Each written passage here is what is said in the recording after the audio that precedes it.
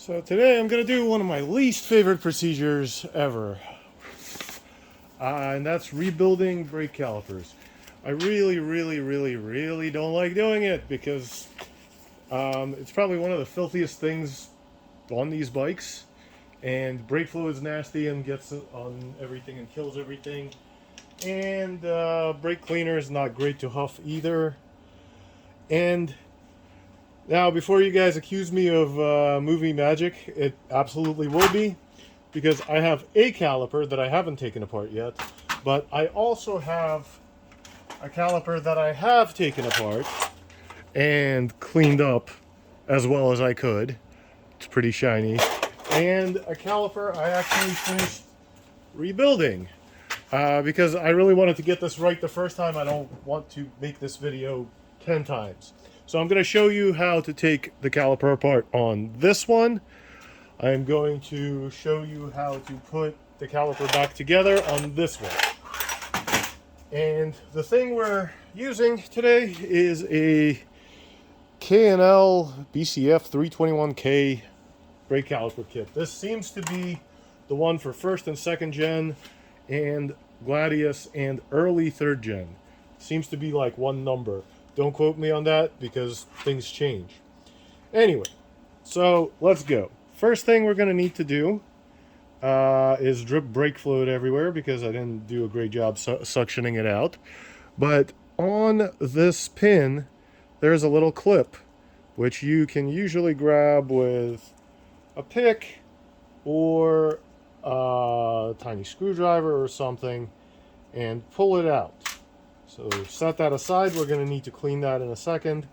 And then hopefully the pin will slide out. If it doesn't, grab a set of pliers and wiggle it around. That releases the brake pads, which we can set aside and reuse never. But, I mean, I might reuse those just yet. I don't know. I don't know what's going on right this second. And now we can see the pistons. So the rebuild kit also comes with rubber things for these guys. So what we can do is pull them off and pull, or maybe we can't, and pull this bracket off. So in this case the top ripped. Sometimes you might need to, like, it goes through and there's a rubber cap. You might need to squeeze it and push it through to get it to release. I don't care. The replacement is in the kit, so I don't need to save these. We'll be cleaning this in a bit as well. So then, you can see I'm already filthy. Then we can grab, some people recommend using compressed air. I honestly, these are my jam. They're just basically locking pliers with two little round nubs on the end that let you grab a piston. They're specifically for this. They're called brake piston pliers or something like that. And you can just get them on there and wiggle the piston until it comes out. And then use the latch to release. Here's one piston. This one's not actually too bad. And I'm going to grab the other one and pull that out. So the next step is messy, and I'm going to fly through it because I don't actually need this one rebuilt. I already did it. But basically using a bunch of brake parts cleaner, and I generally just use the plain old toothbrush. No mechanic ever has ever thrown out a toothbrush. They all end up in the shop. Clean everything a lot, and this will go on for a while. Skip the step because I'm stupid. You're gonna want to use a dental pick to pull out the two seals that are in here. You can't even see them because of the amount of crud. This is why I kind of start cleaning first. But what you don't want to do with that dental pick is you don't want to gouge up the surface. So you want to be very careful or use something plastic. I use a dental pick, but I'm also extremely cognizant of not scratching up the surfaces. Pull those out, and now you can get access to the bores. And then it's a whole lot of toothbrush action. Oh yeah, of course I forgot a step. Pull the bleeder off. That's a little tiny 8mm wrench usually. In this case it is not. In this case it's a 10 for some reason, but same general idea. Pull the bleeder nipple off. This is some weird one. Might be a speed bleeder or something on this one. I really don't know the provenance of this caliper. And you can blow a bunch of brake cleaner into the banjo bolt hole and into the brake bleeder hole, the bleeder screw hole, as well as cleaning out the bores, as well as cleaning everything, and then get at it with a toothbrush. It's gonna be a while. So basically all you're after is getting everything super clean, as clean as you can. Same with the pistons. Hopefully they come up. Sometimes they don't. If you can't get the crud off of them, or if they're rusty or pitted or something, you may actually need to get replacement pistons, because that pitting will actually chew up the seals at some point, especially when the pads are new and the rotors are new and the piston sits really deep in there. So anyway, get them super clean. Have a separate area set aside for, or a separate tray or something set aside for clean parts, like legitimately clean parts. This is a really weird piston too, because this one's got a little angle to it, a little taper to it. I haven't seen these. These might be a replacement of some kind. But anyway, get those clean. Get the caliper clean. Get the grease off the brackets, all the old grease. Get this little metal guy clean that's on here on the bracket. And when you have a tray of a bunch of clean parts sitting together, then and only then, try to give yourself a decent space to work that isn't filthy.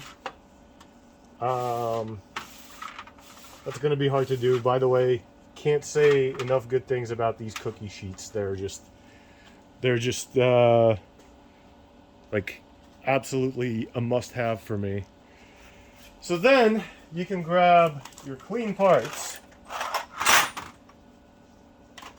Voila! That one's, I'll get to it. I don't need it right now.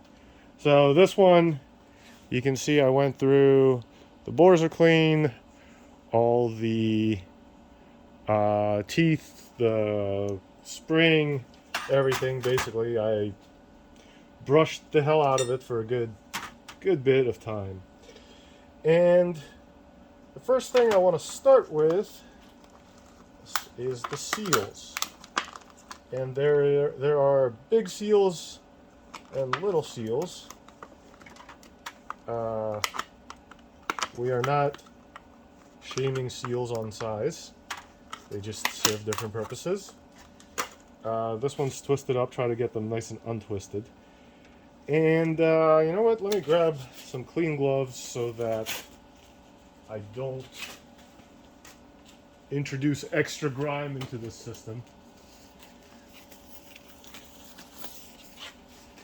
And now we get to do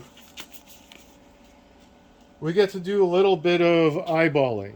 Now on this K&L, I for the life of me can't tell if there's a taper to the seal or not. Depending on how you hold it, it may look like there's a slant to it.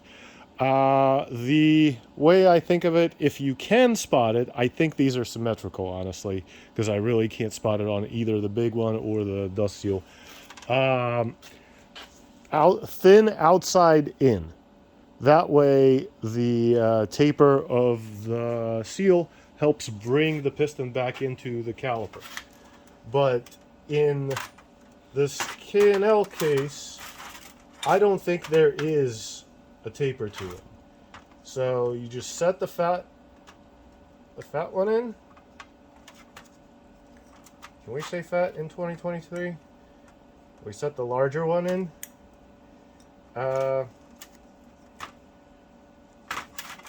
And then the smaller one. And they should basically go into their channels very easily, because there's nothing preventing them from doing so. Same for the second side.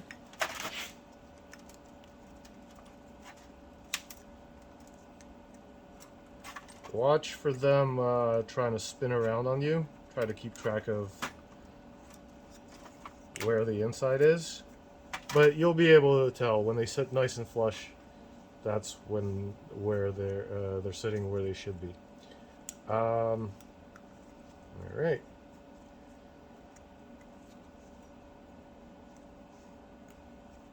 Okay.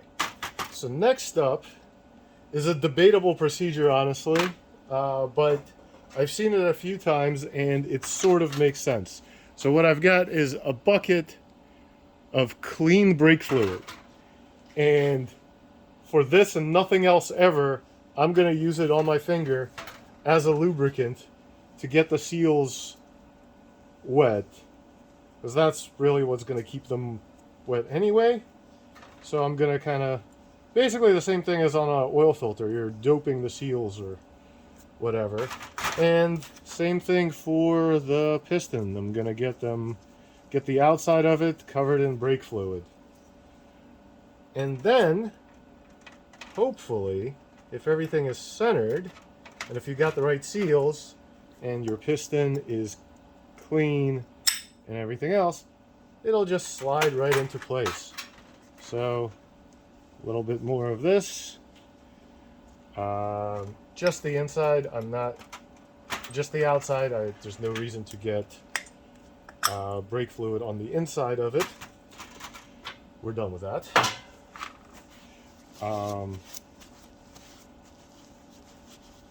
And the hard part is done. And the messy part is done. Well, there's a little bit more of a mess.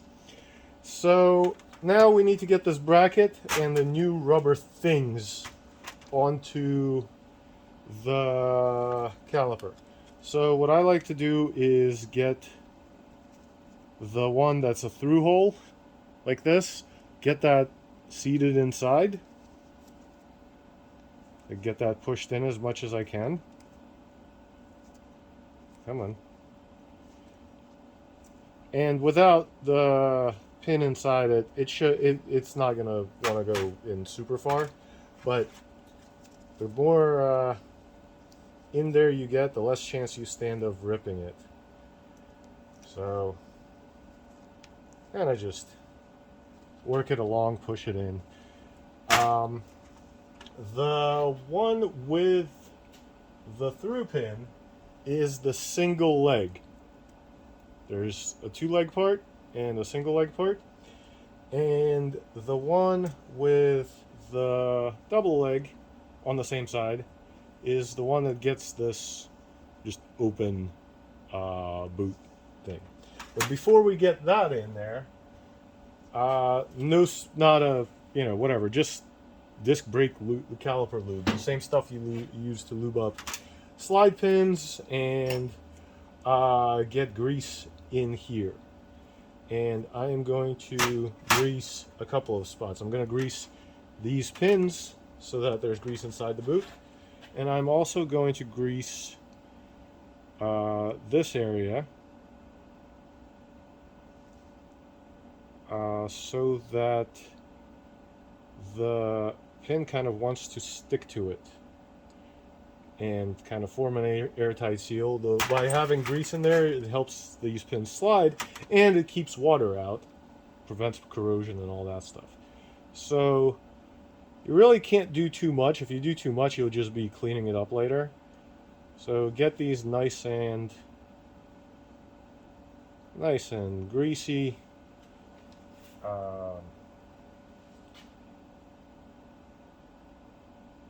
Lovely. All right. All that grease on there. And then get them aligned and slide them in. Except that I forgot to put the boot on. So get the boot in place. It'll be easier to actually get the ends on after the pins are in. And on this side, since you're still pushing that rubber thing through,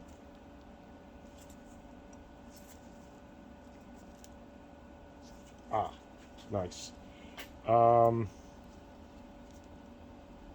It may take a little bit of squeezing. So yes, I'm getting grease all over the place. I'll wipe it off later.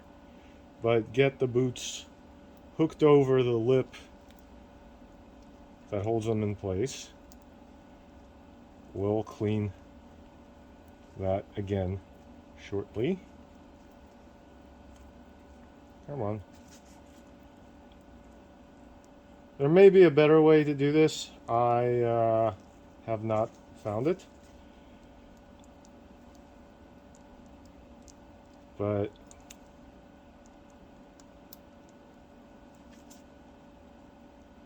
anyway, get the boots latched in place. And you'll be able to tell when they're settled properly. So this little bit of squish, when you push it in and pushes it out, that's actually the grease working for you, helping you release the caliper. Now, I get to wipe my hands again. And I get to try to wipe off all this grease I just introduced into the clean-ass parts that I just spent an excessive amount of time cleaning. But yeah, rag, brake clean, all that stuff. Get it cleaned up. It doesn't have to be super tidy, but grease that's going to be outside is going to attract dirt. So that's something we probably want to avoid. Now we can get this pin in. Well, if we had brake pads that we were putting on, we could put this pin in. That would get lubricated as well. I'm not gonna do that because I don't have pads for this just yet. And get the little clip inside so it stays in place. And lastly, don't forget the bleeder screw. And the K&L kit comes with a nice cap for the bleeder screw, so get that on there.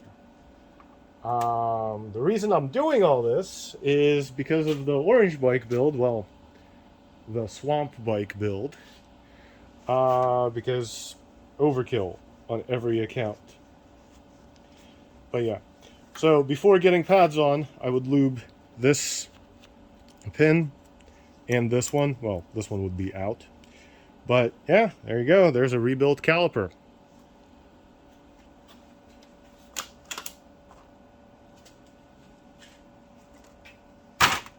Two, actually.